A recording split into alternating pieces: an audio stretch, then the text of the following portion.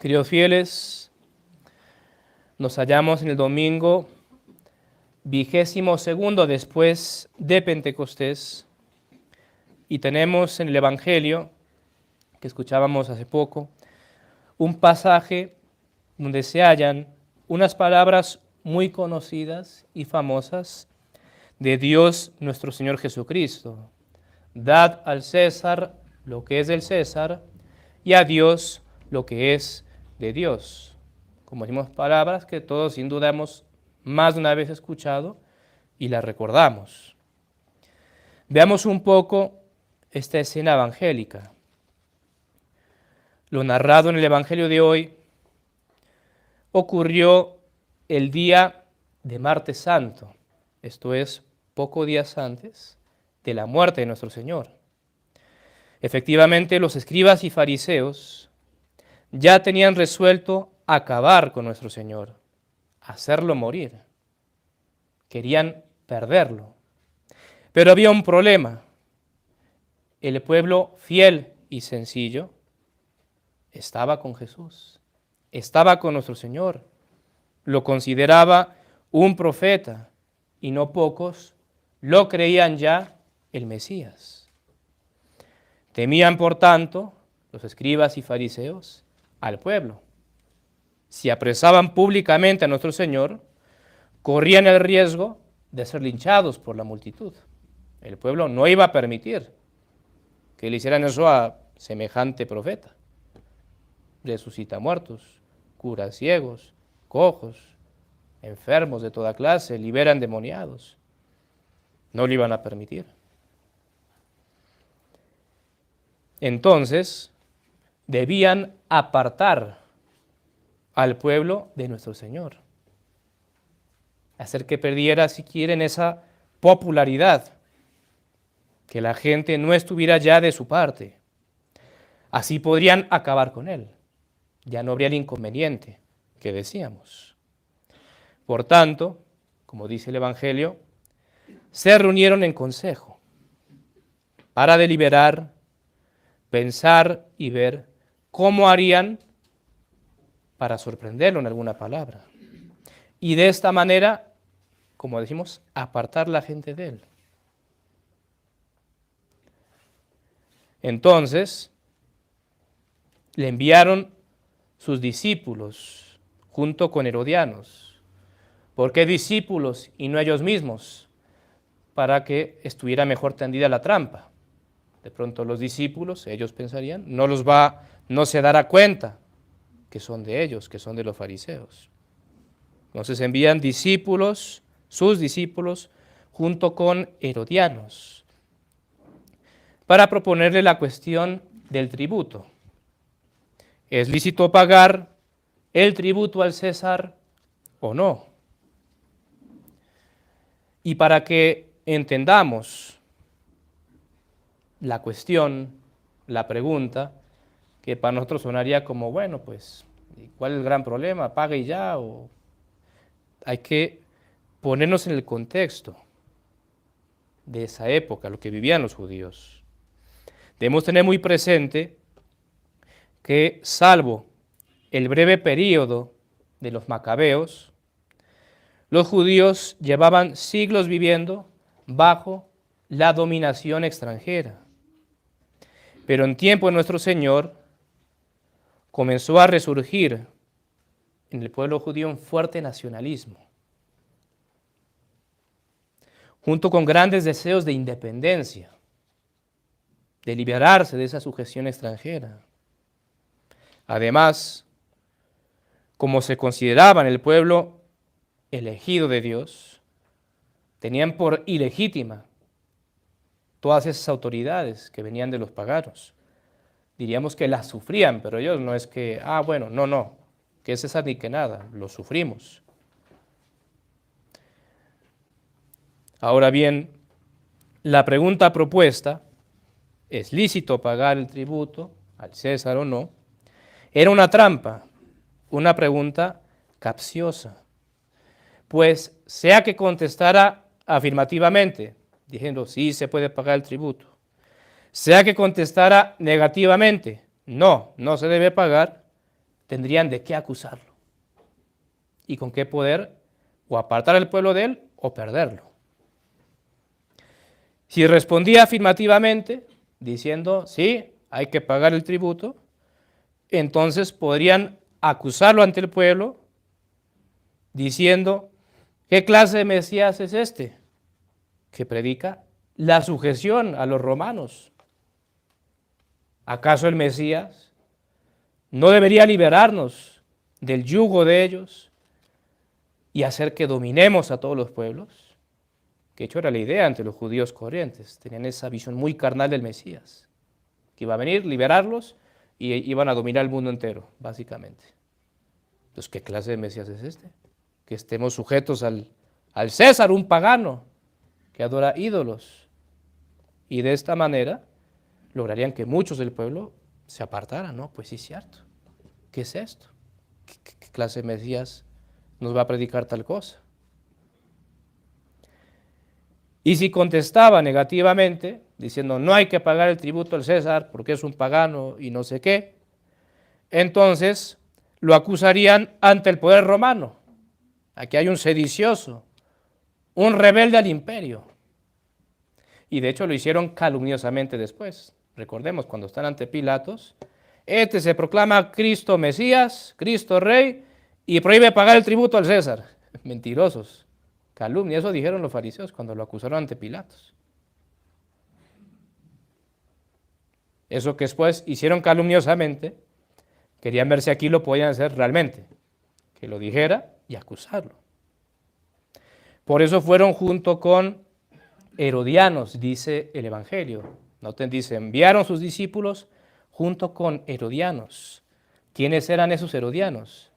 Eran los partidarios de Herodes, es decir, los partidarios de estar sujetos al poder romano, porque evidentemente, aunque la gran mayoría, como decimos, querían la independencia, querían librarse de ese yugo, había judíos que ya estaban como, bueno, ya aceptémoslo, estemos bajo el César, paguemos el tributo y vivamos tranquilos. Y esos eran los herodianos. Por eso fueron con ellos, para que ellos pudieran después ir y, Jesús de Nazaret está diciendo esto, y le caiga el poder romano encima y lo ajusticien.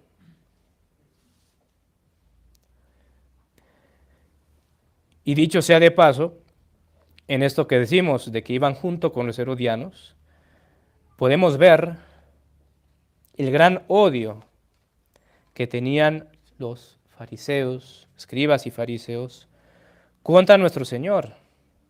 Pues ellos, los escribas, los fariseos, eran enemigos de los herodianos, no eran amigos, eran enemigos. Precisamente por ese punto, esa cuestión tan vital en el pueblo judío en esa época, de estar sujetos o no al poder romano, el tributo, se paga o no se paga.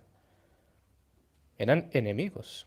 Creo que hasta podríamos decir que los fariseos detestarían a esa gente, los tendrían por de lo peor, como los publicanos, que eran los que recaudaban los impuestos, y por eso nadie los quería. Mas con tal de poder hacer daño a nuestro Señor, se juntan con ellos, se ponen de común acuerdo para acabar con él. Mas Cristo, nuestro Señor, como verdadero Dios que es, sabiendo, como dice el Evangelio, su maldad, les dice, ¿por qué me tentáis, hipócritas? Imaginemos cómo habrán quedado o qué habrán pensado. El Evangelio no nos da detalles, pero podemos imaginarnos que por dentro han dicho, ¿cómo supo? Se dio cuenta, evidentemente. ¿Por qué me tentáis, hipócritas? Y antes, no olviden, escuchamos el Evangelio, llegan y aduladores. Maestro, sabemos que enseñas la verdad y que no miras a la cara de las personas porque a ti no te importa nada y siempre dices lo que es bueno y verdadero, entonces dinos, ¿pagamos o no pagamos? Se hacían pasar por gente que quiere saber y porque tú eres el maestro y todo. ¿Por qué me tentáis, hipócritas? ¿Cómo habrán quedado? Mostradme la moneda del tributo, les dice. Le dan un denario. Y nuestro Señor lo mira y ¿de quién es la imagen y la inscripción? Del César, le dicen. Y aquí vienen las famosas palabras. Entonces, dad al César lo que es del César y a Dios lo que es de Dios. Y dice el Evangelio, aunque no figura en el texto de la misa de hoy, que escuchándolo, los que vinieron a tenderle la trampa, quedaron admirados y se fueron. Yo creo que no podrían creerlo. Habrán dicho, no puede ser, es que era sí o no, y en cualquiera lo acabábamos. Y vean la magistral respuesta con que salió. Dámela, pues de quién es esta imagen, y lo que dice, pues del César, pues dáselo a él, es del César, y a Dios lo que es de Dios. Los destruyó.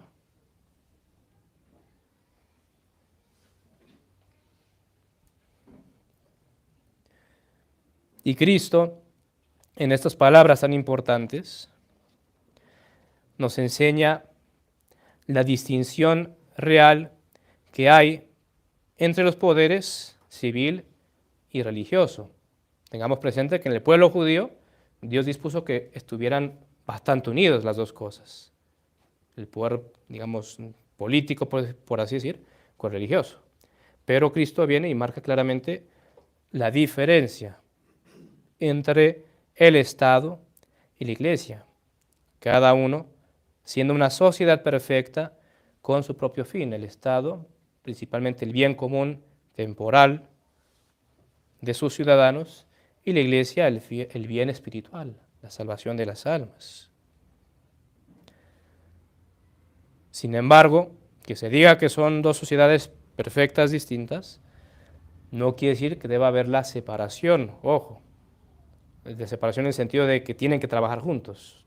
Hoy en día en este mundo liberal, lo que vivimos en nuestras naciones es la separación de la Iglesia y del Estado, lo cual, y hay que saberlo, y ya lo hemos enseñado más de una vez, está condenado por la Iglesia. Eso fue un principio del liberalismo, porque antes la Iglesia y el Estado estaban juntos, en el sentido que cada uno era una sociedad propia, por aparte, pero trabajaban juntos. Y el Estado tenía en cuenta a la Iglesia, y las disposiciones de la Iglesia y los mandamientos. Hoy día no, tenemos la separación condenada por la Iglesia, y por eso estos estados, hasta diabólicos podríamos llamarlos, que legislan, pareciera, ¿qué dice la Iglesia? Hagamos lo contrario, para como contradecir. ¿Qué es lo que manda Dios? Que abortar, no, que eso es pecado, pues aborto legal. Que la planificación está mal, pues planificar. Y ustedes pongan ahí todo lo que quieran. Entonces, no deben trabajar juntos, evidentemente siendo superior la Iglesia, así como el alma. Y es una comparación de León XIII, que así como el alma y el cuerpo son distintos, pero están unidos y trabajan juntos, y hasta algún grado se necesitan uno de otro, lo mismo la Iglesia y el Estado, pero son distintos. Pero es superior el alma, es superior la Iglesia, por el fin espiritual que busca, que es mucho más perfecto. Y además, en un orden correcto de las cosas, aunque el fin principal del Estado es el bien común temporal de sus ciudadanos, eso no significa que excluya el espiritual o el eterno. Claro que no. Un Estado católico también tiene eso en cuenta. También en estas palabras o en este Evangelio nuestro Señor, muchos autores ya desde los santos padres, los primeros siglos, han visto una interpretación mística, un muy hermoso simbolismo. Así como la moneda, el denario, lleva impresa la imagen del César, de quien es, nosotros llevamos en nuestra alma impresa la imagen de Dios, que nos creó a su imagen y semejanza, como dice la Escritura. ¿En qué sentido? En cuanto a la inteligencia y la voluntad, facultades espirituales. Evidentemente que Dios, al crearnos a su imagen y semejanza, no es en cuanto al cuerpo, Dios no tiene cuerpo, no tiene materia. es en lo espiritual. Dios tiene inteligencia y voluntad y nos crea con inteligencia y voluntad, seres racionales, a su imagen y semejanza.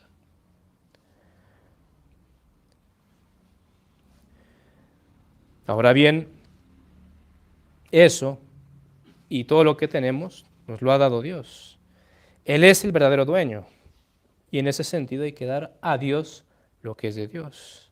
Es decir, hay que darle nuestra inteligencia, nuestra voluntad, nuestra inteligencia para buscar conocerlo más y más. Vaya si en ello no fallamos. ¿Quién se preocupa de estudiar el catecismo, de profundizar en sus conocimientos religiosos? Nadie. Lo que uno medio cogió de la primera comunión, lo que uno mal se acuerda, y eso es lo que a la mayoría les queda toda la vida. Y no hay que dar a Dios lo que es de Dios, nuestra inteligencia, conocerlo más, para así poder amarlo más. No se ama lo que no se conoce.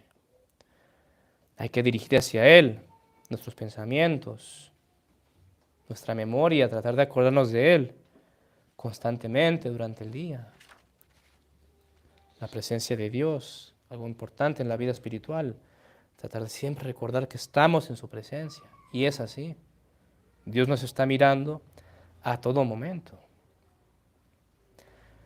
Darle nuestra voluntad. ¿Cómo? Amándolo profundamente, con todo nuestro ser, sobre todas las cosas, como nos manda el primer mandamiento. Y hay que analizarnos, porque lo más probable es que en la mayoría realmente no le estemos dando la voluntad, al menos no completamente. Sí, queremos a Dios, amamos a Dios, pero sobre todas las cosas, es un punto a meditar y pensar tal vez en las cosas que nos gustan mucho, a las cuales estamos aficionados, y pensar, si yo tuviera que dejar eso, por Dios, ¿lo haría? Y allí vamos a empezar a darnos cuenta si ese amor a Dios es realmente sobre todas las cosas. Y pensémoslo especialmente de las cosas que incluso impiden ese amor a Dios. Cosas tal vez en sí pecaminosas o que de alguna u otra manera nos llevan al pecado, y lo hemos comprobado 1000 veces ya. Porque así somos, nos estrellamos 1000 veces y otras 1000 veces vamos y nos estrellamos de nuevo. Y pensar,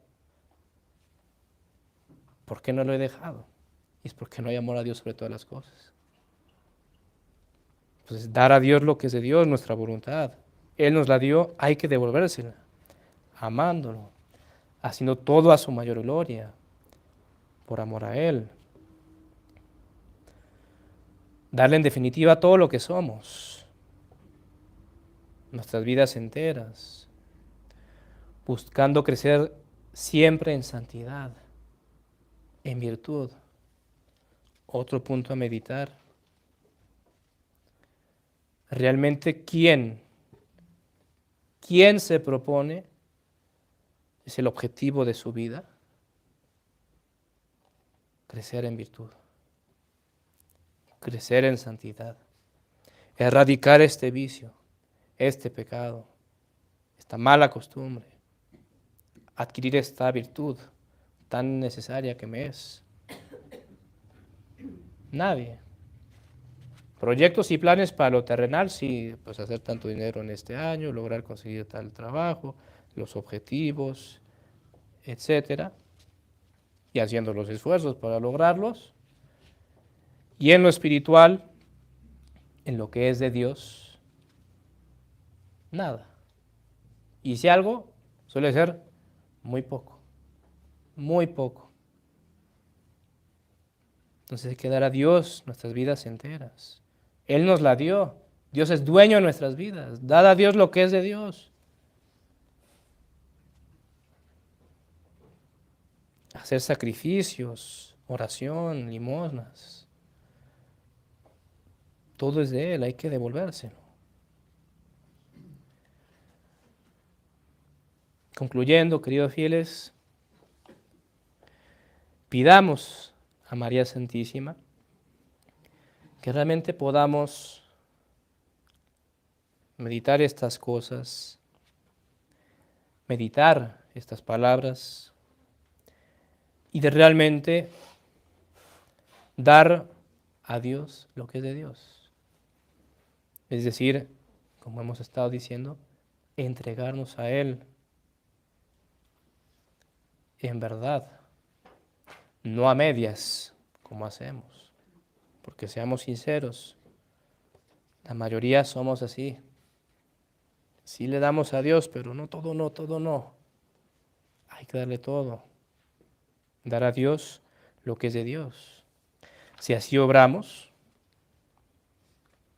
en esta vida seremos realmente felices, según lo que cabe, la felicidad relativa en este mundo, que siempre va con cruz y sufrimiento, pero tendremos esa paz interior que tenían los santos, y después, en la otra vida, sí tendremos la dicha y felicidad perfecta, plena, total.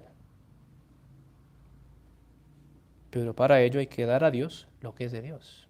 Hay que poner de nuestra parte. Pidamos entonces esa gracia a María Santísima. Ave María Purísima. En el nombre del Padre, y del Hijo, y del Espíritu Santo. Amén.